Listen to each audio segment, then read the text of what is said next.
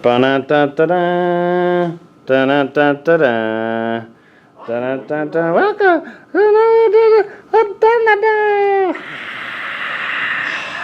All right, there's the theme song.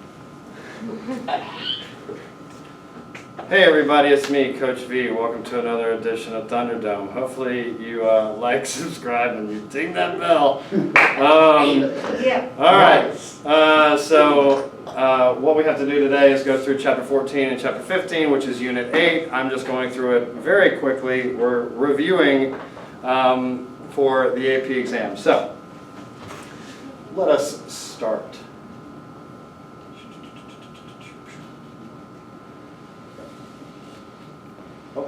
All right, so Chapter 14 is pretty simple. It is going through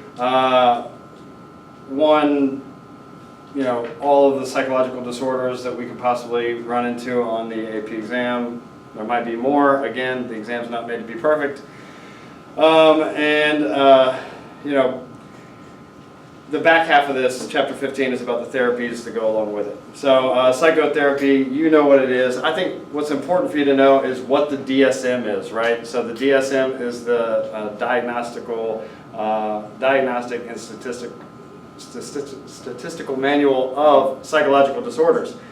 One thing that you're going to have to know about it is that it has different clusters. We'll talk about those clusters here in a little bit. But over 300 disorders, it pretty much gives the symptoms, that you need to have a disorder. There's one huge one that we have to know, that it disrupts everyday life, okay? That's what really makes this thing, whatever it is, a disorder. Okay, so here's an example of what it looks like in the DSM. That's an antisocial personality disorder. That usually leads to psychopathy or, being a sociopath.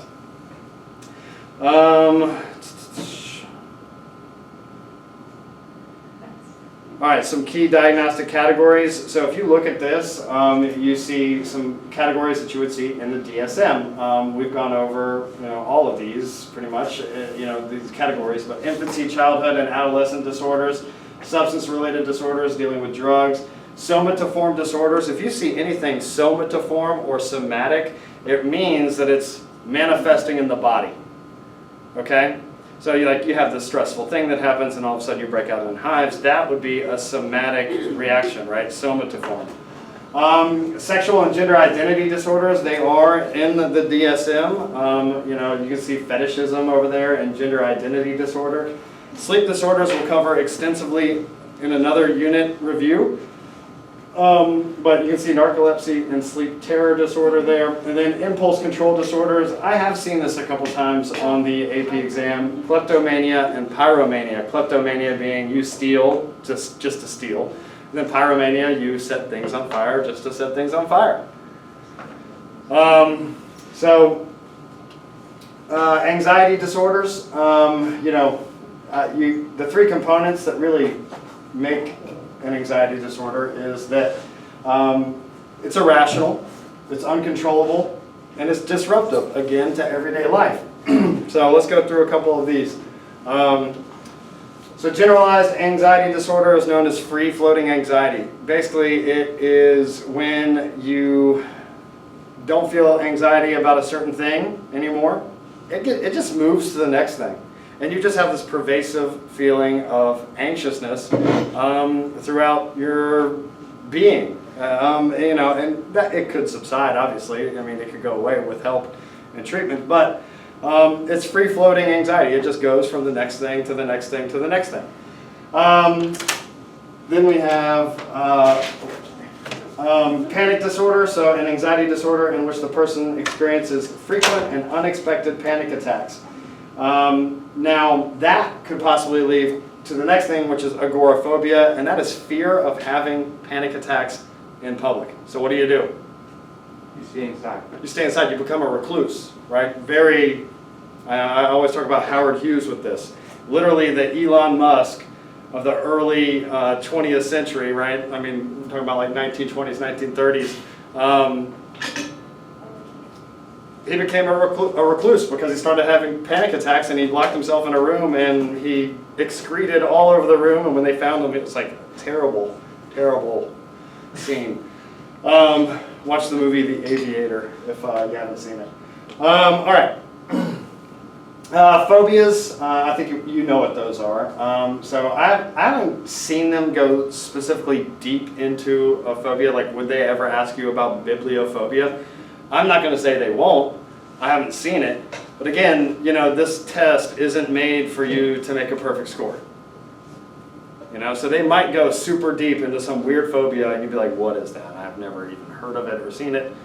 And then you get kind of, you know, angry probably at the test.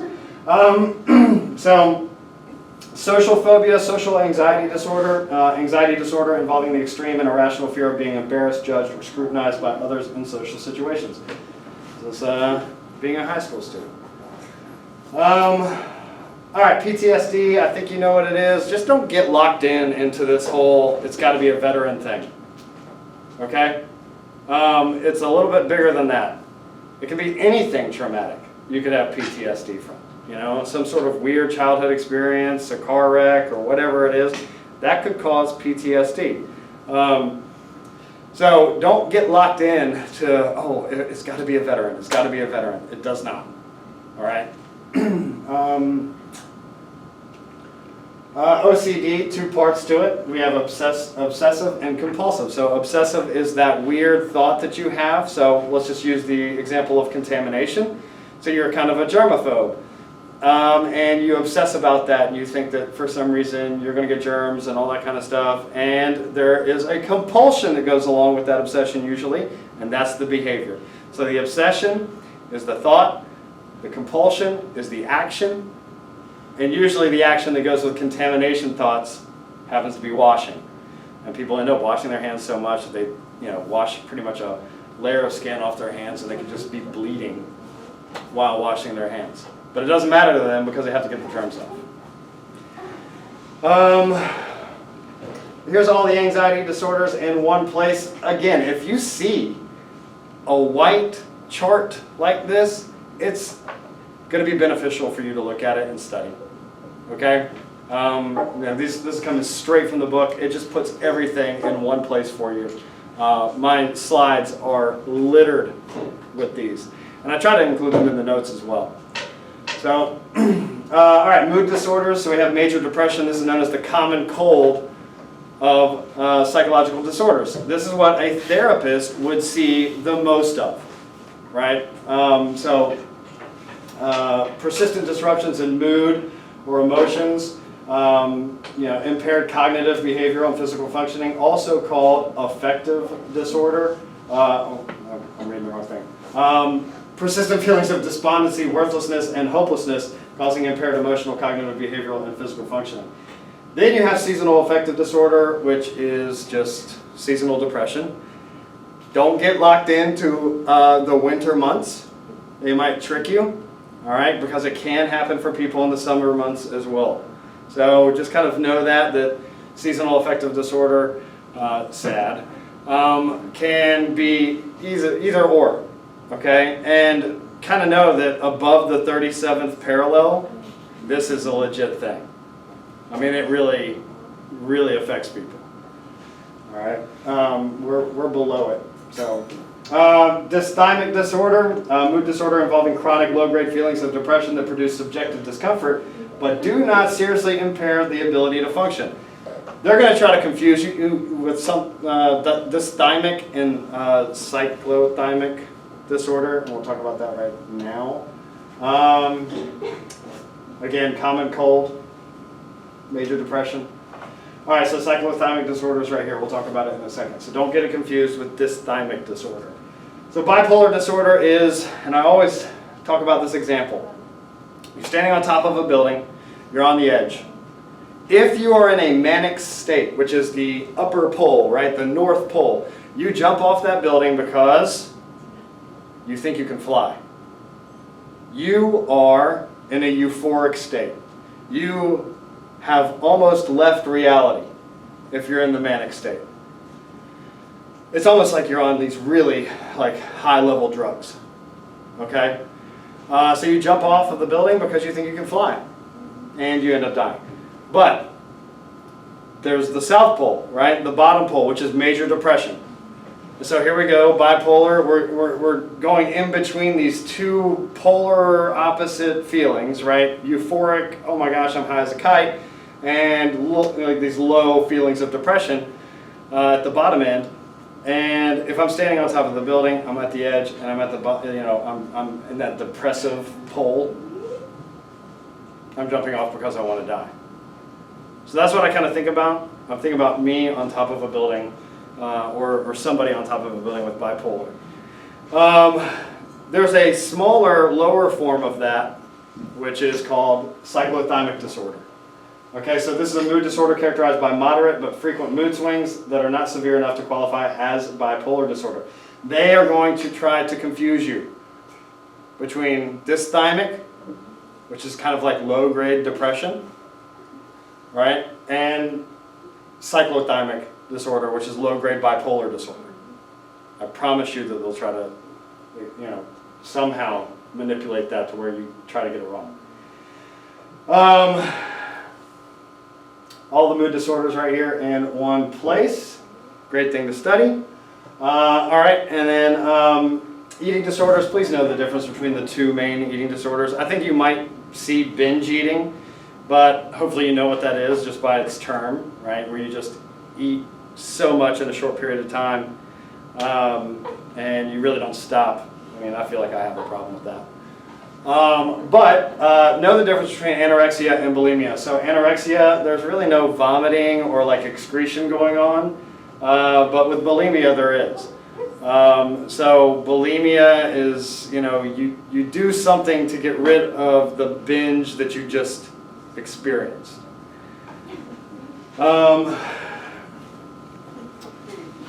Another white chart that's good for you. All right, personality disorders. So, there's several of these, and I might actually give you a little cheat sheet on the ones that you might see. But honestly, the ones that you might see are actually listed on the cluster page. So here we go. Paranoid personality disorder, where you're just kind of paranoid, right? Suspiciousness is pervasive throughout your entire experience of life, because it's part of your personality. Antisocial personality disorder, this is the thing that leads to psychopaths and sociopaths. Pay attention to that. If you see any questions that have serial killer or anything like that in there, you're probably going to be led down the road of antisocial personality disorder. Borderline personality disorder, this is polarized thinking, not polarized moods. Okay, so polarized thinking would be, this way or that way, can't be in the middle, can't be vague. So I always think about this quote, there's a thin line between love and hate. This is what these people experience. All right, they love you in one moment and they absolutely hate you in another. And it is so quick, and it can turn just because you're leaving, borderline thinking, so we have characterized by polarized thinking, all or nothing, good or bad, black or white, whatever it is. That is BPD, borderline personality disorder. So this is probably all of the personality disorders. Yeah, personality disorders that you'll see possibly on the exam. They're all right here. Now the DSM divides these things up into clusters. All right, so A, B, and C. So we have A being the odd eccentric cluster, and then B, traumatic emotional erratic cluster, and then C, anxious fearful cluster. I've seen them ask about clusters before. So there might be this thing where you have to understand that, in chapter 14, that's where the clusters are. You might have to search that out really quickly if you're taking it at home. Just to understand where a certain personality disorder would be classified. Okay? All right, dissociative experiences. What does dissociation mean? To split off into another stream of consciousness. So all of these disorders have to deal with that. Dissociative amnesia is just kind of losing one's identity. You didn't necessarily create a new identity. You just forgot who you truly were because you created another stream of consciousness to deal with a traumatic event. It is an extreme coping mechanism. Dissociative fugue is one step beyond that, where you do create another identity. One. Not multiple, just one. Dissociative fugue. So boom, forget who you are, you travel away from home, and you could be possibly acting like a completely different person. That is dissociative fugue. Then we go to the main guy right here, DID, formerly known as multiple personality disorder, dissociative identity disorder. This is where multiple personalities or multiple alters are in your mind. And they come out.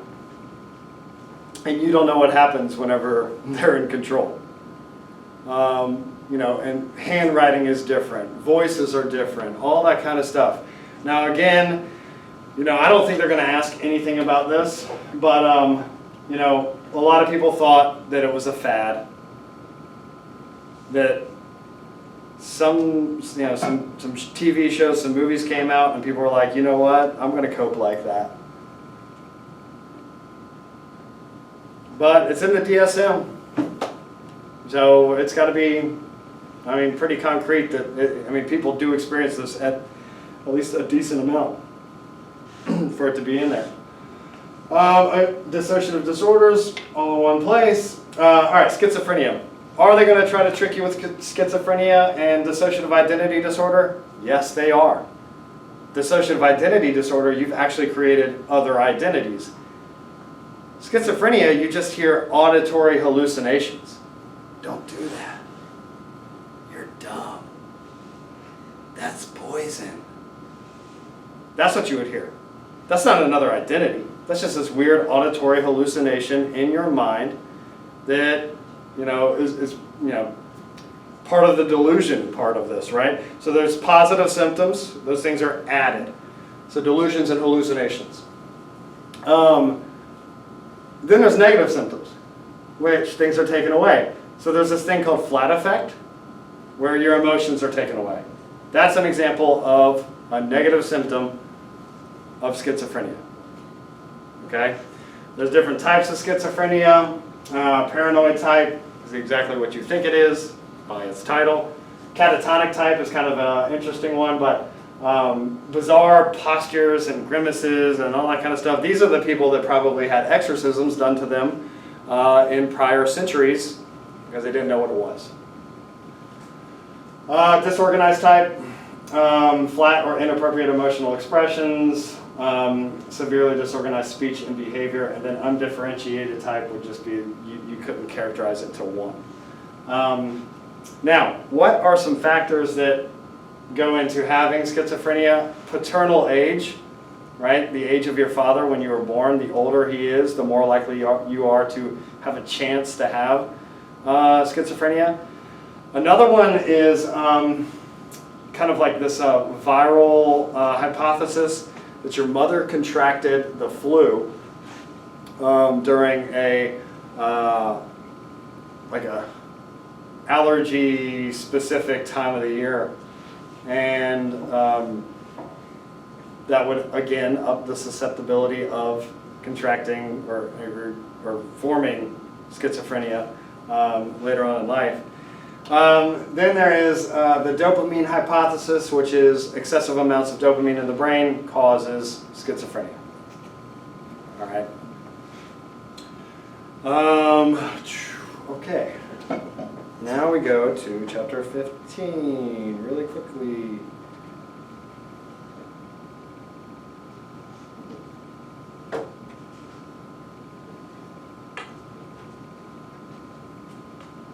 Okay.